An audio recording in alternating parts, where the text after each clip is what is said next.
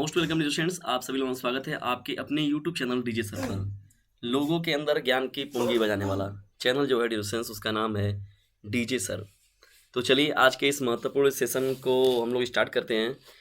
यह जो सेशन है बहुत ही ज़्यादा इंपॉर्टेंट है, क्योंकि इसमें हम लोग बात करने वाले हैं इकोनॉमिक्स के जो विद्यार्थी स्टूडेंट्स, उनके लिए आज का सेशन जो रहेगा बहुत ही ज़्यादा इंपॉर्टेंट होगा।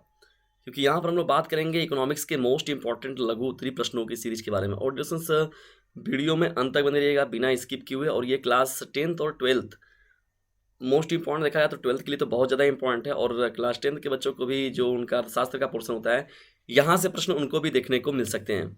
तो वीडियो को बिल्कुल भी स्किप मत कीजिएगा, पहली मेरी शर्त है। और वीडियो को स्किप तो अगर ड्यूरेशन अगर ज़्यादा लंबा हो जाएगा सेशन तो रोक कर उसे बाद में पढ़ लीजिएगा, लेकिन पूरा पढ़िएगा जरूर, ठीक है? नहीं तो बहुत ही ज़्यादा आप लोग को ये ड्यूरेशन से नुकसान होगा यदि आप आज के इस महत्वपूर्ण सेशन को छोड़ते हैं तो। और ड्यूरेशन से थोड़ा सा मज़ा तभी आएगा ड्यूरेशन जब आप लोगों का भी सपोर्ट मिलेगा। इस चैनल पर ड्यूरेशन आप लोग के लिए मोस्ट इंपॉर्टेंट रेगुलरली क्लास जो मिलते हैं, लेकिन आप लोग इस चैनल का भरपूर लाभ तो उठाते हैं, लेकिन इसमें आप लोग से छोटा सा एक काम सौंपा गया है कि बस इसे कुछ भी नहीं करना है कि इस चैनल का लिंक जो है उसे अपने क्लासमेट पर शेयर करना है। तो इतना काम से इस चैनल के हेल्प ग्रुप में आप लोग जरूर करें, ठीक है? तो चलिए स्टार्ट करते हैं आज के इस महत्वपूर्ण सेशन का। देखिए दोस्तों, हम लोग का पहला प्रश्न क्या है, सकल घरेलू उत्पाद है, ठीक है ना? सकल घरेलू उत्पाद देखिए क्या होता है, इस पर हम लोग आज के इस सेशन में बात करने वाले हैं। सकल घरेलू उत्पाद पर बात करेंगे हम लोग। देखिए ये जो प्रश्न है आप लोगों का बहुत ज़्यादा इंपॉर्टेंट है, बहुत ज़्यादा इंपॉर्टेंट है, और कितनी बार ये प्रश्न जो है पूछा गया प्रश्न है, और इम्पॉर्टेंट प्रश्न है, और ये पूछा गया प्रश्न है, और इसके पूछे जाने की संभावना जो है वो बनी हुई है। तो चलिए स्टार्ट करते हैं। देखिए सकल घरेलू उत्पाद के बारे में अगर हम लोग बात करें तो किसी एक निश्चित अवधि में किसी देश में उत्पादित आधिकारिक तौर पर मान्यता प्राप्त अंतिम माल और सेवाओं का बाजार मूल्य ही सकल घरेलू उत्पाद कहलाता है। क्या कहलाता है? सकल घरेलू उत्पाद कहलाता है, ठीक है? अब यहाँ पर ग्रास डोमेस्टिक प्रोडक्ट जो है जीडीपी की बात करते हैं हम लोग, जैसे यहाँ पर सकल घरेलू उत्पाद तो उत्पादित आधिकारिक तौर पर मान्यता प्राप्त जो होता है अंतिम माल और सेवाओं का जो बाजार मूल्य होता है उसे ही हम लोग कहते हैं सकल घरेलू उत्पाद कहते हैं। एक आर्थिक संकेतक भी इसे हम लोग कह सकते हैं जो देश के कुल उत्पादन को मापता है।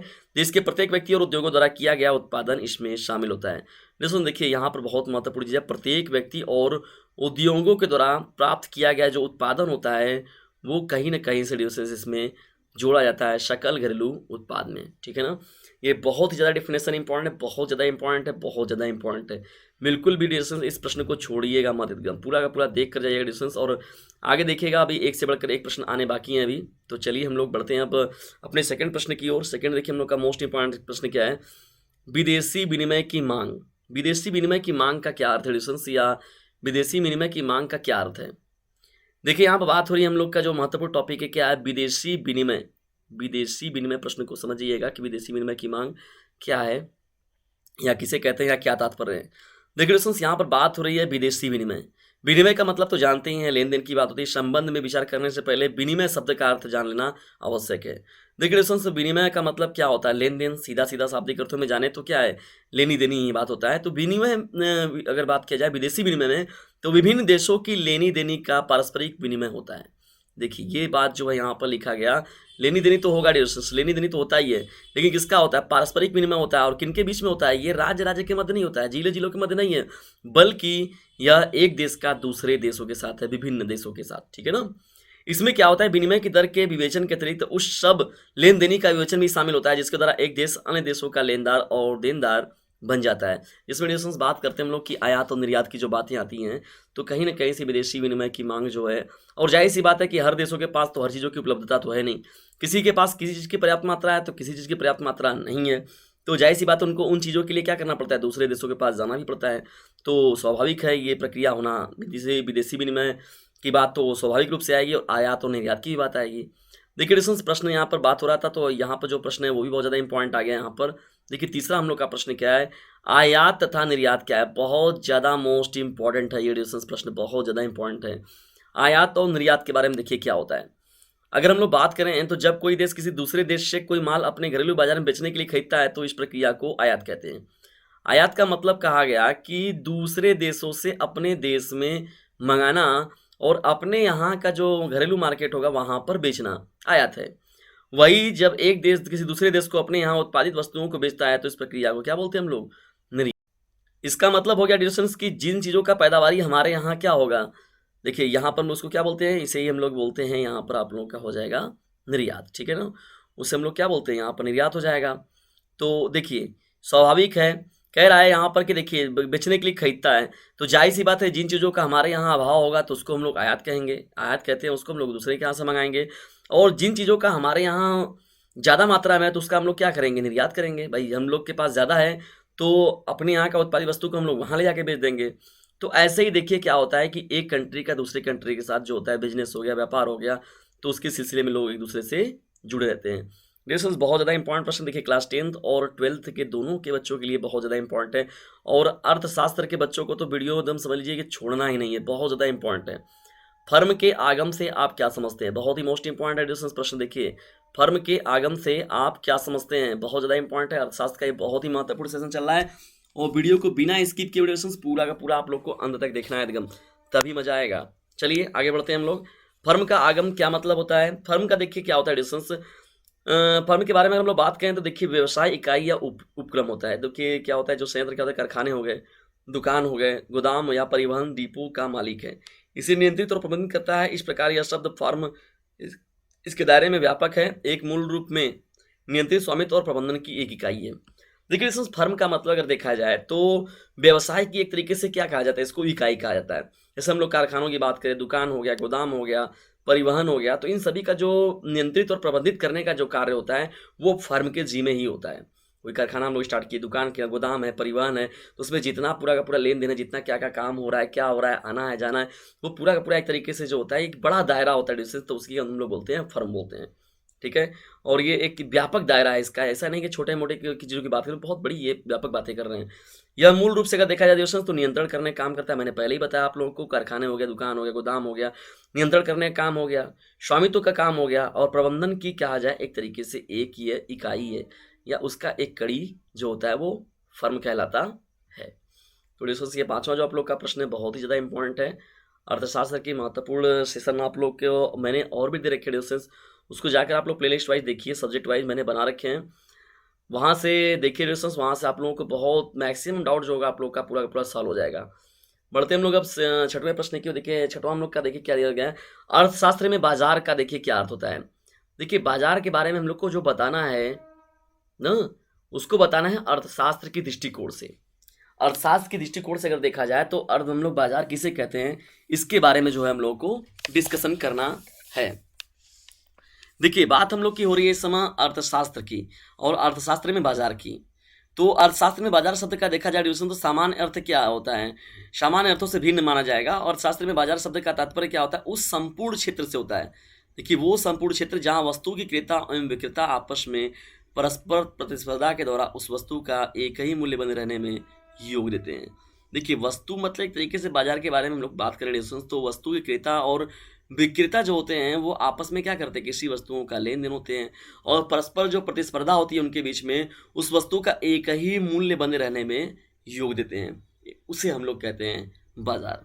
तो लिसन जैसे ये कहा गया कि कोई अगर मान लीजिए कोई ऐसा एक सामान बेच रहा है, जैसे हम लोग पार्टिकुलरली दाल की बात करें, जैसे अरहर की दाल कहा गया कि कोई 110 रुपये बेच रहा है, नंबर 1 दाल जो है, तो वो जितने भी मार्केट में दुकानें होंगी लगभग 110 के रेंज में सभी लोगों की जो होंगे एक ही मूल्य बने रहने में वो लोग अपना सहयोग देते हैं।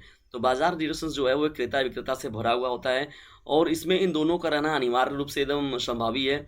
अगर दोनों नहीं रहेंगे तो जाहिर सी बात है कि हम लोग क्रेता और विक्रेता की जो बात कर रहे हैं वो नहीं कर पाएंगे।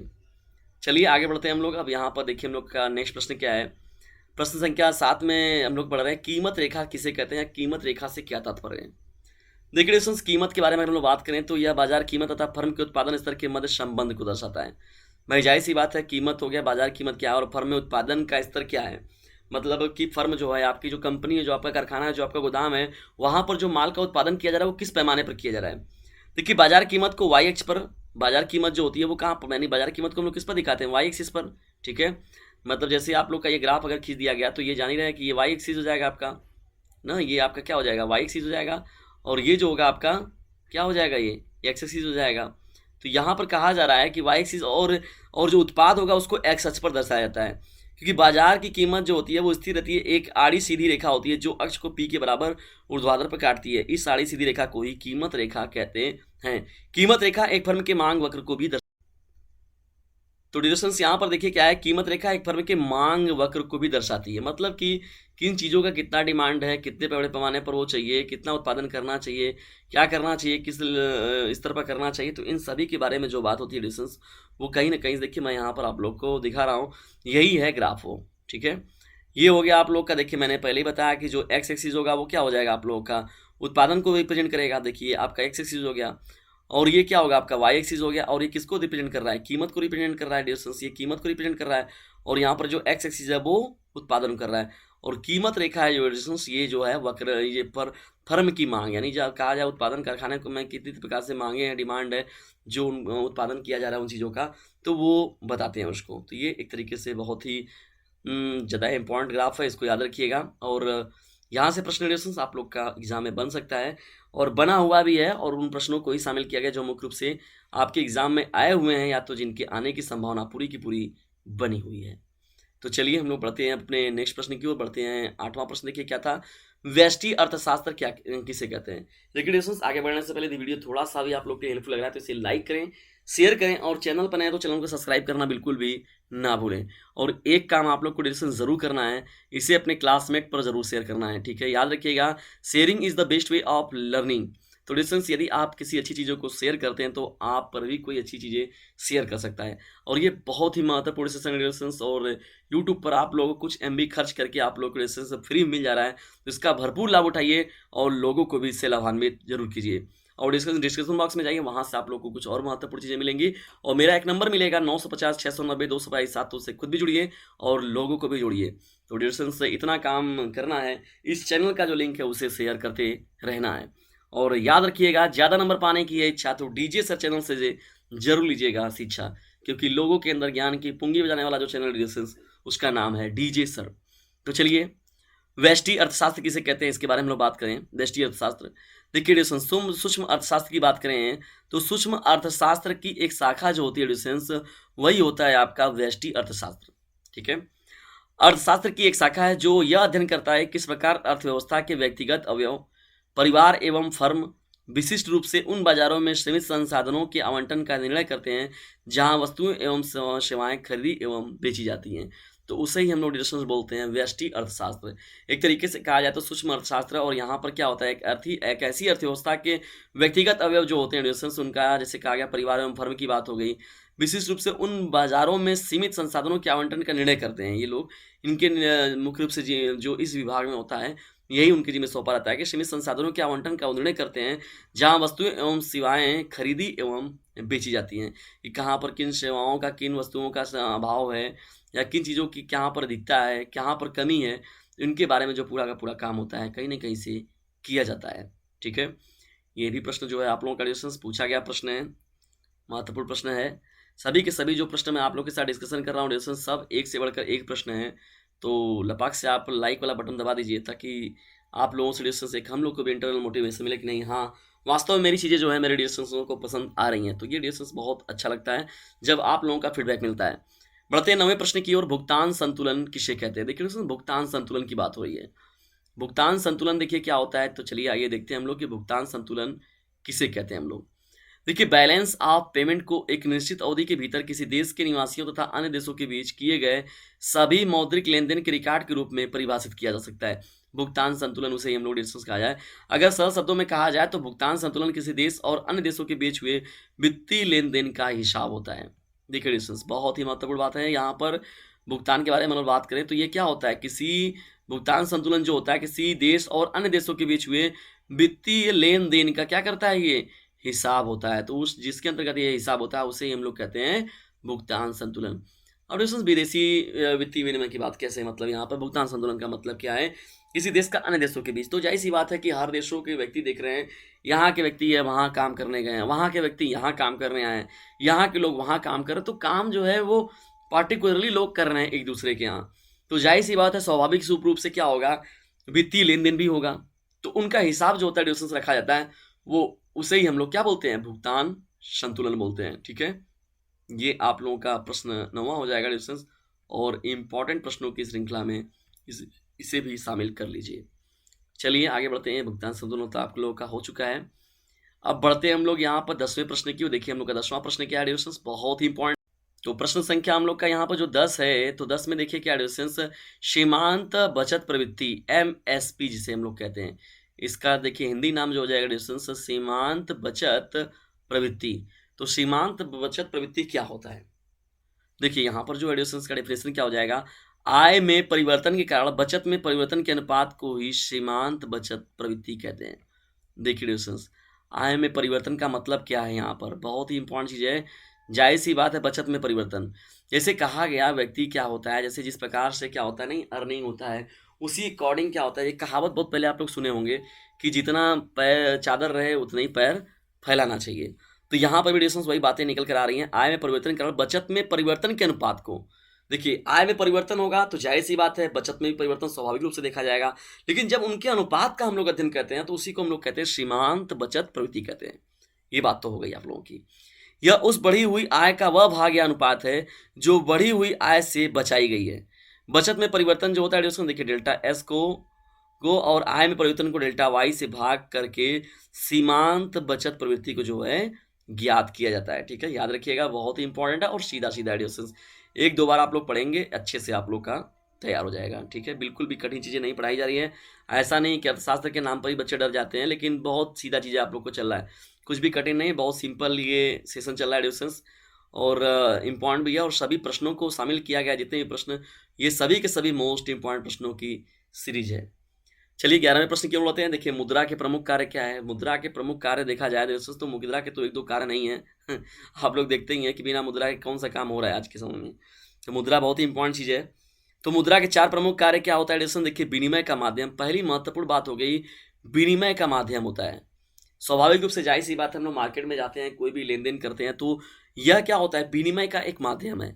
ठीक है, और किसी भी चीज़ों का मूल्य का एक मापक है। जैसे हम लोग कोई कापी ले लिए तो ये 5 की कापी होगी, ये 10 का पेन होगा, ये इतने का हमारा बैग होगा, ये इतने का ये काम होगा, इतने की सब्जी होगी, तो उसका एक मूल्य का मापक बनाता है कि हाँ इतना, इसको उस वस्तु का जो मेजरमेंट कर लेता है कि हाँ इतनी इसकी इतनी माप होगी। मूल्य संचय देखिए काम होता है एडिशंस, वो भी कहीं ना कहीं से मुद्रा के महत्वपूर्ण काम होता है। और भावी भुगतान का क्या होता है, आधार जो होता है वो भी कहीं ना कहीं से मुद्रा के प्रमुख कार्यों में इसे शामिल किया गया है। तो डिस्टेंस ये हो गया मुद्रा के प्रमुख कार्य, इंपॉर्टेंट है, इन प्रश्नों को बिल्कुल भी छोड़ना आपके लिए समझ लीजिए घातक सिद्ध हो जाएगा। डिस्टेंस बिल्कुल भी मत छोड़िएगा और इन प्रश्नों को एकदम अच्छे से आप लोग 1 से 2 बार अगर आप लेक्चर देख लेते हैं डिस्टेंस तो एकदम यकीन मानिए एकदम आप लोग भूलेंगे नहीं, गजब का अपना एग्जाम देकर आएंगे। और यहाँ से प्रश्न बिल्कुल है एकदम समझ लीजिए पेपर आउट है आप लोगों का। जो भी लंबा सेशन ये जा रहा है लगभग आधे घंटे 45 मिनट या 1 घंटे का जो भी सेशन ये बनेगा डिस्टेंस, लेकिन ये आप लोग के लिए बहुत बहुमूल्य होगा, बहुत ही बहुमूल्य। बिल्कुल भी यहाँ से प्रश्न देखिए डिस्टेंस ऐसा हो ही नहीं सकता कि यहाँ से प्रश्न आप लोग को ना मिले। कन्फर्म एडिशंस की प्रश्न यहाँ से आप लोग को जरूर मिलेंगे।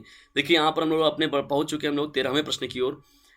चलिए केवल देखिए एडिशंस फालतू बकवास ही केवल नहीं होता है आप लोगों के साथ, ऐसा नहीं कि मैं केवल प्रश्न के लिए ला दिया जाए प्रश्नों का डिस्कशन। देखिए प्रश्नों के बारे में मैं आप लोग को बताया हूँ मैंने कि लघु उत्तरीय दीर्घ उत्तरीय ये है वो है, लेकिन मैं जो भी कलेक्शन आप लोग को देता हूँ एडिशंस उसमें बहुत ही मैं पूरा का पूरा कलेक्शन बहुत ही विधिवत तरीके से पहले आप लोगों के लिए इकट्ठा करता हूँ। और उसमें बहुत ही मोस्ट इंपॉर्टेंट मॉडल पेपर जो हो गए आप लोगों के, प्रीवियस पेपर हो गए और जो अंसार वगैरह हो गए, तो कुल कई जगहों से मैं चीज़ें निकाल कर आप लोगों के लिए उसे सरल भाषा में आप तक पहुंचाने का कार्य करता हूं। ठीक है, और आप लोगों के अंदर ज्ञान की पुंगी बजाने का काम करता हूं, जैसे न कि गानों का रिमिक्स बजाने वाला। तो बजा दीजिए इस चैनल का लिंक सभी के ऊपर और बेल आइकन की घंटी को प्रेस कर दीजिए जिसका नाम है डीजे सर। तो चलिए उत्पादन की स्थिर लागत क्या है डिस्टेंस? देखिए उत्पादन की स्थिर लागत का मतलब क्या होता है? अल्पकाल में एक फर्म द्वारा उत्पादन के लिए अपने स्थिर संसाधनों पर किया गया कुल व्यय ही स्थिर लागत कहलाता है।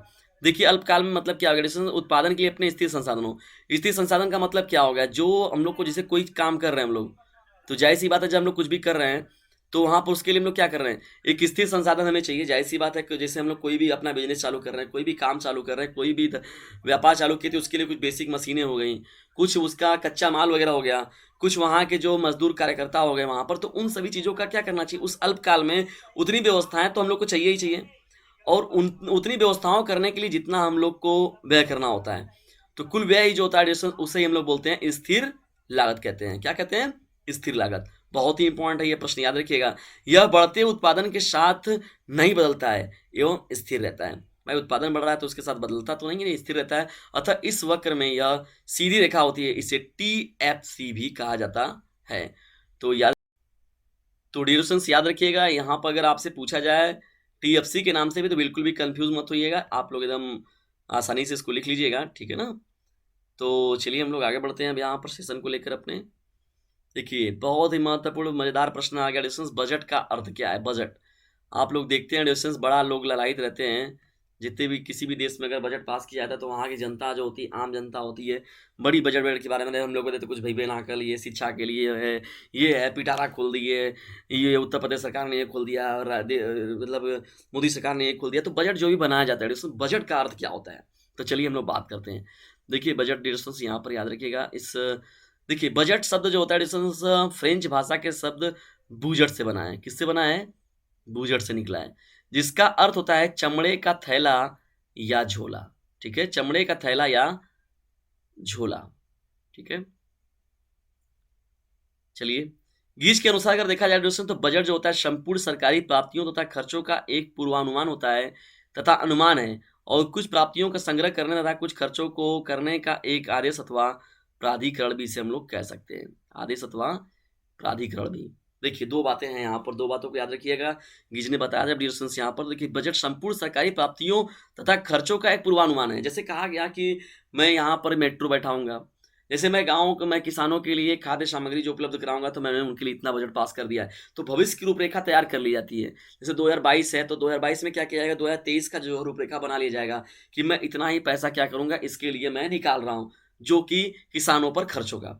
मैं इतना पैसा निकाल रहा हूँ जो कि इंडस्ट्रियल एरिया के लिए या इंडस्ट्रीज की जो भी व्यवस्थाएं होंगी मैं उनको देने के लिए खर्च करूंगा। तो ये पूर्वानुमान लगा लेती है गवर्नमेंट जो होती है, कि जो भी सत्ता में सरकार होती है तो वो अनुमान लगाती है, इस बात का पूर्वानुमान लगा के उसकी व्यवस्थाएं जो है पहले ही बनाकर रख लिया जाता है।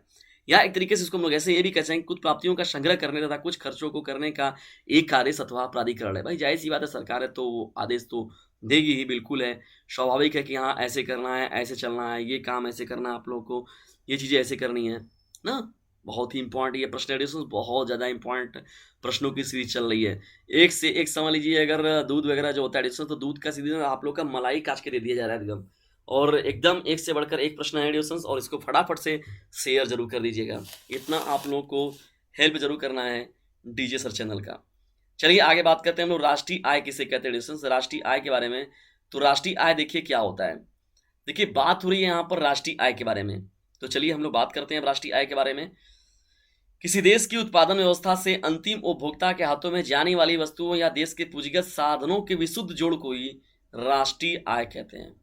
राष्ट्रीय आय देखिए उत्पादन व्यवस्था से अगर देखा जाए और अंतिम उपभोक्ता तक, जैसे कोई चीजें पैदा हुआ, अब आलू है यहाँ पर, जैसे मान लीजिए किसान ने आलू बोया और उसका आलू खेत में से निकाल दिया गया खन के, ठीक है। अब वहां से क्या किया गया, वो मार्केट में लाया, मंडी में लाया, मंडी में से ठेला या टाली वाले ले लिए, फिर वहां से वो लोग लेके बेचने के लिए निकले, फिर कहाँ कहाँ पहुंचे लोग, कैसे कैसे आए, कहाँ के पास पहुंचा, फिर अंतिम उपभोक्ता जैसे किसी के घर में अब वो आलू खरीद के अब उसे पकाना है। तो ये पूरा का पूरा डिस्टेंस है उत्पादन व्यवस्था से लेके अंतिम उपभोक्ता के हाथों में जाने वाली वस्तुओं या देश के पूंजीगत साधनों के विशुद्ध जोड़ को ही राष्ट्रीय आय कहते हैं। भाई जाहिर सी बात है डिस्टेंस, उसमें कोई एक दो लोगों का नहीं काम हुआ उसमें, बल्कि देखा जाए तो कई लोगों का कार्य हुआ। जैसे कहा गया किसान आया, जब उसने आड़त वाले को दिया तो आड़त वाले ने उसको पैसा दिया। अब आड़त वाले क्या करेगा, टाली ठेला वाले को जब उसने दिया तो टाली ठेला वाला उसको दिया, टाली ठेला वाला मार्केट में लेगा किसी और को दिया, उससे उससे फिर जिसमें क्या अंतिम उपभोक्ता के पास मिला, तो वैसे तो मतलब एक विशुद्ध जोड़ है डिस्टेंस देखा जाए तो साधनों का।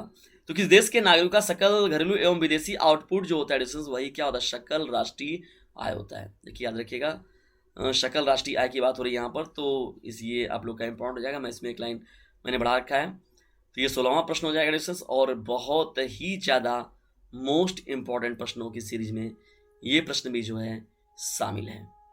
चलिए बढ़ते हैं हम लोग अपने नेक्स्ट प्रश्न की ओर। देखिए हम लोग का प्रश्न अगला क्या है डिस्टेंस, जो हम लोग का 21 प्रश्न है। 21वां प्रश्न देखिए क्या है आप लोग का, एकाधिकार क्या है। एकाधिकार किसे कहते हैं हम लोग, देखिए बहुत ही सीधा सीधा नाम से ही पता चला है, वो डिफिनेशन ही बता रहा है डिस्टेंस कि मैं क्या हूँ। अर्थात में जब कोई एक व्यक्ति या संस्था का किसी उत्पादन या सेवा पर इतना नियंत्रण हो कि वह उसके विक्रय से संबंधित शर्तों एवं मूल्यों को अपनी इच्छा अनुसार लागू कर सके, इस स्थिति को एकाधिकार बोलते हैं। सीधा सीधा है डिस्टेंस, किसी एक के अधिकार में, ठीक है ना। ज़्यादातर जो होता है डिस्टेंस व्यक्तिगत जिससे कोई काम हो गई, सार्वजनिक तो नहीं कह सकते हम लोग, क्योंकि सार्वजनिक में जो जानते हो उसमें कई लोगों का विचारधाराएं होती है, कई लोग अपने बात देते हैं।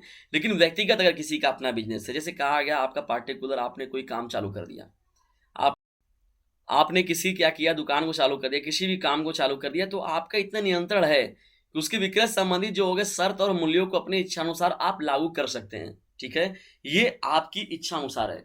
तो अपनी इच्छा अनुसार आप अपना शर्त लगा लेंगे, अपना शर्त रख लेंगे। विक्रय संबंधी जैसे कहा जाए, मैं इतने समय से इतने समय तक दुकान खोलूंगा, मैं इतने से इतने समय तक इसे बंद रखूंगा, मैं वस्तुओं का, इन सेवाओं का मैं इतना पैसा लूंगा।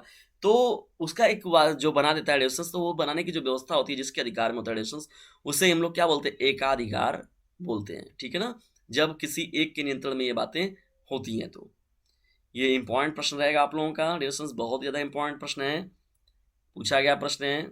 और बहुत ही ज़्यादा मोस्ट इम्पॉर्टेंट मुझे तो लगता है रेफरेंस अर्थशास्त्र का ये ऐसा प्रश्न है जो कि हर साल किसी न किसी सेट में जरूर पूछा जाता है। ये प्रश्न किसी न किसी सेट में जो रिलेशंस, ये प्रश्न जरूर पूछा जाता है कि मांग का नियम क्या है। देखिए दो प्रश्न उसमें है, एक है मांग का नियम क्या है, एक होता है मांग की लोच क्या है। दोनों के दोनों जो प्रश्न है मैंने हर बार के सेट में देखा जाए तो मुझे कई बार ये प्रश्न देखने को मिले कि मांग का नियम क्या है। जितने भी मॉडल पेपर मैंने देखा है उन सब में इन प्रश्नों को प्रीफर किया गया कि मांग का नियम या मांग की लोच किसे कहते हैं, ये बहुत इंपॉर्टेंट है। तो मांग के नियम के बारे में चलिए हम लोग बात करते हैं। देखिए मांग का नियम कहता है, देखिए जो कृषि अर्थशास्त्र के बच्चे हैं, एग्रीकल्चरल इकोनॉमी के बच्चों के लिए भी ये महत्वपूर्ण सेशन है, याद रखिएगा। मांग का नियम, क्योंकि यहाँ उनके प्रश्नों में मॉडल पर मैंने डिस्कशन किया था तो वहां पर ये सभी प्रश्न पूछे गए थे लिसनर्स। मांग का नियम कहता है कि सभी पहलुओं को बराबर रखते हुए किसी वस्तु की कीमतों का गिरना उसकी मांग को बढ़ा देता है। जाहिर सी बात है, कीमतों का गिरना तथा किसी वस्तु की कीमतों का उठना उसकी मांग को कीमतों का उठाना उसकी मांग को गिरा देता है। जस्ट क्या एक दूसरे के अपोजिट है भाई। जाहिर सी बात है, आप देखते हैं कि जब आप लोगों को 150 रुपये पसेरी मान लीजिए आलू मिल रहा है, ठीक है, तो 150 रुपये पसेरी मिल रहा है तो कितने लोग आलू का बहुत ज़्यादा सेवन करेंगे। तो पता चला कि 50 रुपये का एक फूल गोभी मिल रहा है, पत्ता गोभी मिल रहा है। कितने लोग पत्ता गोभी खाते हैं उस समय, कितने लोग फूल गोभी खाते हैं, बहुत रेयर में देखने को मिलता है चीज़ें। अब वही जब इसका मतलब क्या हुआ कि कीमत तो ज़्यादा है, मांग गिर गया है, कोई ले नहीं रहा है भाई, महंगाई है। लेकिन अब वही क्या होगा, 5 रुपए का गोभी मिल रहा है, 2 रुपए का गोभी मिल रहा है, 10 रुपए का गोभी मिल रहा है, तो भाई जैसी बात हेला हेल हो गया पूरा, लोग लूट रहे हैं उसको। तो वही चीजें हैं जो यहाँ पर सीधा सीधा कहा गया, उसी को हम लोग कहते हैं मांग का नियम। तो एक तरीके से कहा जाए तो मांग और देखिए कीमत में किस प्रकार से संबंध होता है रेफरेंस, जब वस्तु का रेट गिरता है तो जाहिर सी बात है, स्वाभाविक है, लोग उसे बड़े पैमाने पर खरीदने का प्रयास करते हैं। और वही जब रेट बढ़ता है तो वहाँ पर क्या होता है, लोग रेट फिर वहाँ लेने ना लेने की बातें आने लगती हैं। चलिए इम्पॉर्टेंट प्रश्न, कभी कभी देखते नहीं शॉर्टेज होता है कुछ सामानों का, तो ये होता है कि बड़े बड़े अड़तियाँ क्या किए हैं, पूरा माल मटेरियल जो है उसे सब खरीद के स्टॉक रख लिए हैं। तो वही होता है डिस्टेंस, क्योंकि उन लोगों के पास गोदाम है, व्यवस्थाएं हैं। चलिए सीमांत लागत क्या होता है, सीमांत लागत किसे कहते हैं डिस्टेंस, इसके बारे में हम लोग को बात करना है। आइए हम लोग बात करते हैं महत्वपूर्ण जो अर्थशास्त्री डिस्टेंस, उनका नाम है जोसेफ। तो जोसेफ के अनुसार हम लोग बात करें तो सीमांत लागत जो होता है उत्पादन की मौजूदा स्तर पर एक इकाई की वृद्धि कारण कुल लागत में परिवर्तन की मात्रा निर्धारित करने की एक तकनीक है। देखिए तकनीक को ही कहते हैं हम सीमांत लागत कहते हैं। ठीक है, एक इकाई की वृद्धि कारण क्या होता है, कुल लागत में परिवर्तन की जो मात्रा होती है निर्धारित करना, मतलब कि कुल लागत में परिवर्तन अब हो रहा है तो उस परिवर्तन की मात्रा को किस प्रकार निर्धारित किया जाए, उसकी जो तकनीक बनाई गई है ड्यूरेशंस, उसे ही हम लोग कहते हैं सीमांत लागत। जैसे कहा जाएगा तो एक आउटपुट के अतिरिक्त वेतन वृद्धि के उत्पादन से उत्पन्न होता है। ठीक है, ये बहुत ही महत्वपूर्ण बात है। ये इसके एग्जाम्पल के तौर पर आप इसे समझ सकते हैं। ये इंपॉर्टेंट प्रश्न रहेगा डिस्टेंस आप लोग का, सीमांत जो है लागत प्रश्न जो है ये वाला आप लोग का। तो इस तरीके से डिस्टेंस कितने ज़्यादा जो है प्रश्नों का डिस्कशन आप लोग के साथ किया जा रहा है डिस्टेंस, और फटाक से शेयर कर दीजिए अपने क्लासमेट पर, क्योंकि डीजे सर का कहना है डिस्टेंस की इस चैनल का लिंक जो है अपने क्लासमेट पर शेयर करते रहना है। सीमांत उपभोग प्रवृत्ति क्या होती है, सीमांत उपभोग प्रवृत्ति किसे कहते हैं। अर्थशास्त्र में अगर बात करें देखिए सीमांत जो होता है उपभोग प्रवृत्ति वह मापांक है जो प्रेरित उपभोग को एक संख्यात्मक मान प्रदान करता है। प्रेरित उपभोक्ता जो होता है, प्रेरित उपभोग जो होता है उसको एक संख्यात्मक मान जो प्रोवाइड करता है, उस मापांक को हम लोग बोलते हैं सीमांत उपभोग प्रवृत्ति। ठीक है ना, ये प्रश्न जो है आप लोग का डिस्टेंस बहुत ही ज्यादा इंपॉर्टेंट प्रश्नों में एक है। चलिए आगे बढ़ते हैं, फटाफट से इसे शेयर कर दीजिए डिस्टेंस, लाइक भी जरूर कर दीजिएगा और चैनल पर नए तो चैनल को सब्सक्राइब तो करना ही पड़ेगा आप लोगों को, क्योंकि सब्सक्राइब नहीं करेंगे दोस्तों तो आप बहुत बड़े लाभ से वंचित रह जाएंगे। क्योंकि याद रखिएगा, बहुत ही ज़्यादा मोस्ट इंपॉर्टेंट जो है अब की बार बोर्ड पर वार, और बोर्ड का जो है डिस्टेंस पूंगी बजाने वाला चैनल है डिस्टेंस, उसका नाम। चलिए आगे बढ़ते हैं और भुगतान संतुलन में अतिरेक क्या होता है डिस्टेंस, उसके बारे में हम लोग समझते हैं। देखिए, भुगतान संतुलन अतिरेक क्या होता है, इसके बारे में हम लोग को अब डिस्कशन करना है। देखिए, भुगतान संतुलन में अतिरेक का मतलब क्या होता है, तब होगा जब वाणिज्यिक निर्यात की वाणिज्यिक आयातों पर अधिकता होगी। मतलब क्या है, वाणिज्यिक निर्यात की वाणिज्यिक आयातों पर अधिकता होगी, ठीक है ना। भुगतान संतुलन में अतिरेक होता है डिस्टेंस, उसे हम लोग बोलते हैं जब क्या हो जाता है, वाणिज्यिक निर्यात जो होता है, निर्यात की वाणिज्यिक आयातों पर क्या होती है, अधिकता हो जाती है, मेजॉरिटी हो जाती है। एक पक्षीय हस्तांतरण में निजी व सरकारी हस्तांतरण मद तथा राष्ट्र के दीर्घकालीन विदेशी विनिमय विनियोग मद में प्रत्यक्ष व पोर्टफोलियो विनियोग सम्मिलित किए जाते हैं। इसमें मुख्य रूप से डिस्टेंस इन सभी बातों का जो है, इन सभी चीज़ों को जो है मुख्य रूप से उन्हें हम लोग शामिल करते हैं, ठीक है ना। ये इम्पॉर्टेंट रहेगा आप लोग का। तो जिसे हम लोग क्या बोलते हैं, भुगतान संतुलन में अतिरेक कहते हैं, ठीक है। अप्रत्यक्ष कर किसे कहते हैं, डिस्टेंस जो सीधा सीधा कर देखा जाए तो एक तो डिफिनेशन यही बन के चला आएगा, वह कर जो प्रत्यक्ष रूप से न लिया जाए, ठीक है। एक तो प्रश्न आपका ऐसे बन जाएगा, लेकिन ऐसे लिखेंगे तो कि भैया उल्लू बना रहे हैं हम लोग। तो चलिए आइए समझ लेते हैं इसको अच्छे से। और इस कर के तहत क्या होता है, वस्तुओं को बेचने पर लगने वाले टैक्स को बिक्री कर कहते हैं, जिसका सीधा बोझ ग्राहक पर पड़ता है, पता भी नहीं चलता और हम लोग भर भी देते हैं। इस कर के तहत वस्तुओं को बेचने पर लगने वाले टैक्स को बिक्री कर कहते हैं, जिसका सीधा बोझ ग्राहक पर पड़ता है, ठीक है। डिस्टेंस देखा जाए तो जैसे हम लोग को देखा जाए, जीएसटी देखिए आया हुआ है। अब कोई सामान अब आप जब देख रहे हैं तो पता चला कि वो 5,000 का सामान है, पता चला कि वो पहले सामान 4,000 का मिलता था, पता चला कि अगर उसमें जीएसटी अलग से जुड़ गया है, तो वो भूख से हम ही लोगों में जुड़ गया है, पता भी नहीं चल रहा और हम लोगों से 1,000 रुपया वसूल भी लिया जा रहा है। तो डिस्टेंस यही चीज़ें क्या होती हैं, कहीं ना कहीं से अप्रत्यक्ष कर के रूप में होती है कि हम लोग उसको भर भी रहे हैं और हम लोग को पता भी नहीं चल रहा, हम लोग को लग रहा है कि सामान केवल मंगा हुआ, जबकि हम लोग प्रत्यक्ष रूप से क्या है, वहाँ पर जीएसटी की बात हो रही है, वो सीधे सीधे सरकार के पास चला जा रहा है। अर्थव्यवस्था के बारे में देखिए डिस्टेंस क्या होता है, अर्थव्यवस्था किसे कहते हैं, अर्थव्यवस्था क्या होता है, अर्थव्यवस्था में बातें क्या होती है, बहुत ही महत्वपूर्ण टॉपिक है। जिन क्षेत्रों में उत्पादन, उपभोग व निवेश की क्रिया की जाती है, उसे ही हम लोग डिस्टेंस बोलते हैं अर्थव्यवस्था बोलते हैं। क्या बोलते हैं, अर्थव्यवस्था। जिन क्षेत्रों में उत्पादन, उपभोग व निवेश की क्रिया की जाती है, उन्हें हम लोग क्या बोलते हैं, अर्थव्यवस्था बोलते हैं डिस्टेंस।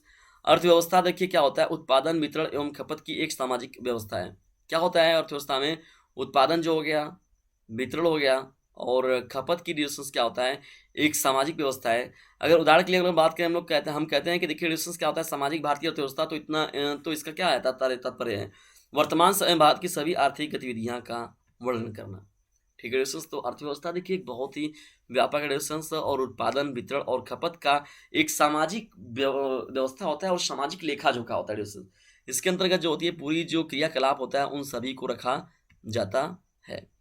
तो ये प्रश्न आप लोग का इंपॉर्टेंट रहेगा डिस्टेंस, इसको याद रखिएगा, बिल्कुल भी इन प्रश्नों को मत छोड़िएगा कभी भी आप लोग एग्जाम में। और चलिए, ये तो प्रश्न हो गया मेडिसिन, मैंने जो आप लोग के साथ प्रश्न का डिस्कशन किए, सभी जो प्रश्न है बहुत ज़्यादा मोस्ट इंपॉर्टेंट है। आइए यहाँ पर मैं कुछ आप लोगों को महत्वपूर्ण यहाँ पर जो लघु उत्तरीय प्रश्नों को और मैं दिखा दे रहा हूँ आप लोगों को। देखिए यहाँ पर प्रश्न एडिशंस, इन प्रश्नों को आप लोग देखिए, अगर कोई डाउट होगा तो मैं इन सभी का भी सोल्यूशन जो होगा आप लोग को जरूर सॉल्व कराऊंगा डिस्टेंस।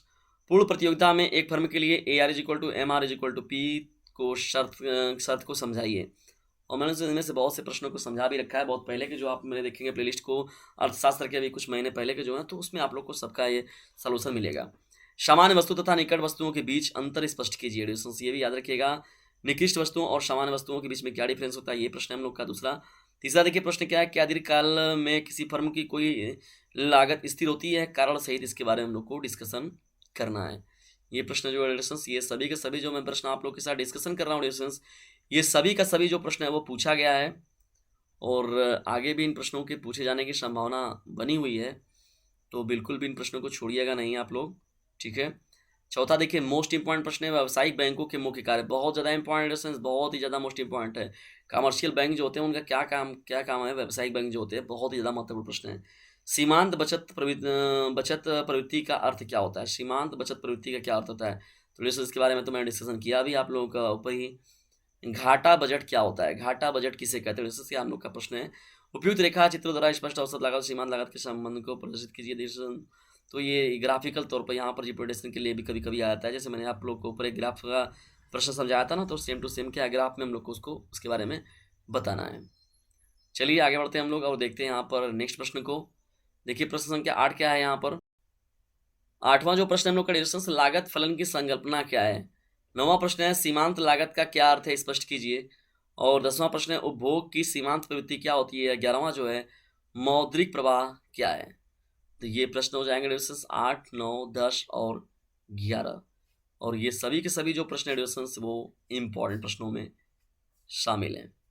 इन सभी प्रश्नों को आप देखिएगा, जिन प्रश्नों में आपको डाउट होगा उन सभी प्रश्नों को डिस्कशन मैं सॉल्व करा दूंगा आप लोगों को। चलिए आगे बढ़ते हैं हम लोग। 12वां देखिए प्रश्न क्या है, स्टॉक व प्रवाह में भेद कीजिए। भेद वाला प्रश्न तो वैसे ही बहुत ज़्यादा मोस्ट इंपॉर्टेंट होता है। 13वां क्या है, गुणक का अर्थ समझाइए, बहुत ही मोस्ट इंपॉर्टेंट है। 14वां प्रश्न क्या है, प्रत्यक्ष और परोक्ष विनिमय में अंतर लिखिए, बहुत ही महत्वपूर्ण प्रश्न है। 15वां स्फीतिक अंतराल क्या होता है। प्रश्न को आप जब देखेंगे डिस्कशन ना, आप लोग खुद ही यकीन मानिए कि आप लोग जब देखेंगे डिस्कशन तो बहुत कहेंगे नहीं वाकई में सर जितने भी प्रश्न आपने बताया सब एक से बढ़कर एक थे और एग्जाम के लिए हमारे तो बहुत ही ज़्यादा ये हेल्पफुल साबित हुए। 16वें प्रश्न की ओर बढ़ते हैं। पूर्ण प्रतियोगिता की मुख्य विशेषताएं क्या है, इसके बारे में हम लोग को बताना है, लिखना है। 17वां हम लोग का प्रश्न है मितव्ययिता का विरोधाभास क्या है। मितव्ययिता का विरोधाभास किसे कहते हैं या क्या होता है, इसके बारे में हम लोग को बताना है। 18वां देखिए प्रश्न क्या हम लोग का, स्थिर या फिक्स्ड दर और तैरती फ्लोटिंग विनिमय दर में अंतर स्पष्ट कीजिए। दोनों के बारे में मैंने ऑलरेडी अच्छे से बहुत ही बढ़िया से बताया एक बार।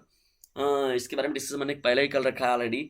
तैरती विनिमय दर से आप क्या समझते हैं। देखिए ये दोनों अगर पता रहेगा तो जाहिर सी बात, अगर अलग अलग आपसे भी पूछा जाएगा तो आप वहाँ पर इसको अच्छे से कर जाएंगे, बिल्कुल भी वहाँ पर आप कंफ्यूज नहीं होंगे और आसानी से डिस्कशन को कर जाएंगे। चलिए 20वें प्रश्न की ओर बढ़ते हैं। देखिए 20वां हम लोग का प्रश्न क्या है, बहुत ही ज़्यादा मोस्ट इंपॉर्टेंट है प्रश्न डिस्कशन। देखिए 20वां प्रश्न, बजट रेखा क्या है, इसमें परिवर्तन कब होता है। बजट रेखा क्या है, बजट रेखा क्या है जो इसमें परिवर्तन कब होता है, बहुत ही महत्वपूर्ण प्रश्न है। 21वां देखिए हम लोग का प्रश्न क्या है, वस्तु एवं सेवा कर को समझाइए, बहुत ही ज़्यादा मोस्ट इंपॉर्टेंट प्रश्न डिस्कशन ये भी, वस्तु एवं सेवा कर को समझाइए। तो इन सभी के बारे में डिस्कशन मैंने ऑलरेडी जो है पहले से डिस्कशन बहुत प्रश्नों में कर भी रखा है। अगर जिन प्रश्नों को आप देखिएगा एक बार अर्थशास्त्र का पूरा प्लेलिस्ट, अगर वहाँ से यदि डिस्कशन नहीं मिलते हैं आप लोग को प्रश्न, तो मैं इन सभी प्रश्नों को आप लोग को फिर से सॉल्व करा दूंगा। डिस्कशन ये रहा आज का महत्वपूर्ण सेशन। आज का यह महत्वपूर्ण सेशन आप लोग को कैसा लगा इसके बारे में कमेंट बॉक्स में जरूर बताएं। और यदि वीडियो पसंद आता है डिस्कशन तो इसे लाइक करें, शेयर करें और चैनल पर नए तो चैनल को सब्सक्राइब करना बिल्कुल भी ना भूलिएगा। और डिस्कशन एक काम आप लोग को जरूर करना है, डीजे सर का कहना है इस चैनल का लिंक जो है उसे अपने क्लासमेट पर शेयर करते रहना है। तो डिस्कशंस इसे अपने क्लासमेट पर शेयर जरूर करें। और यदि आप लोग कोई समस्या है डिस्कशंस तो आप एक नंबर आप लोग को डिस्क्रिप्शन बॉक्स में मिल जाएगा 950 690 285 7 नाम का, उस नंबर से भी डिस्कशंस आप लोग संपर्क कर सकते हैं। और उस नंबर को भी डिस्कशंस आप जरूर सेव करके रख लीजिए। और जो डीजे सर चैनल है इसको सब्सक्राइब करना बिल्कुल भी मत भूलिएगा और बेल आइकन की घंटी को प्रेस कर लीजिए डिस्कशंस, ताकि जितने भी मोस्ट इंपॉर्टेंट नोटिफिकेशन मिले वो पहले आप तक पहुंचे। और इस चैनल पर डिस्कशंस जितने भी मोस्ट इंपॉर्टेंट लेक्चर मैंने ऑलरेडी आप लोग को प्रोवाइड करा रखे हैं, मैंने ऑलरेडी आप लोग को बता रखे हैं, तो उनको बिल्कुल भी मत छोड़िएगा। उन सभी प्रश्नों को एक बार आप लोग अच्छे से जरूर देख लीजिएगा, ठीक है, क्योंकि वहाँ से आप लोगों को प्रश्न जो है बहुत ही ज़्यादा आप लोग को लाभ देंगे, बहुत ज़्यादा आप उससे डिस्कस लाभान्वित होंगे। तो डिस्कशंस इसे अपने क्लासमेट पर शेयर करिए फिलहाल में। और ये डिस्कशंस देखिए प्लेलिस्ट जो है ये मुख्य रूप से अगर देखा जाए तो उत्तर प्रदेश जो है, बिहार के बच्चे हो गए, उत्तर प्रदेश के हो गए, उत्तराखंड के हो गए, ठीक है, एमपी मध्य प्रदेश की बात हो गई, और कृषि अर्थशास्त्र के जो बच्चे हो गए, तो उन लोगों के लिए भी डिस्कशंस बहुत ही ज़्यादा मोस्ट इंपॉर्टेंट है। आप इन प्रश्नों को देखिए और उत्तर लिखिए डिस्कशंस, निश्चित तौर पर ये जो होंगे प्रश्न आप लोगों को आपके एग्जाम में सफलता अवश्य दिलाएंगे और आपको आपकी मंजिल पाने में ये जो प्रश्न होंगे बहुत ज़्यादा आपके लिए कारगर सिद्ध होंगे। और यदि इनका नॉलेज आप लोग को पता है तो भविष्य में भी आप लोग के लिए बहुत ही हेल्पफुल होगा। तो जल्दी मिलते हैं हम लोग किसी अन्य वीडियो में किसी अन्य टॉपिक के साथ, तब तक के लिए टेक केयर, गुड बाय, जय हिंद, जय भारत। डिस्कशंस याद रखिएगा, चलते चलते मेरी एक बात याद रखना, इसे शेयर करना ना भूलना, इसे शेयर करना ना भूलना। तो डिस्कशंस एक काम जरूर कीजिए, इसे शेयर जरूर करना आप लोग को, इतना काम तो आप लोगों को करना ही पड़ेगा।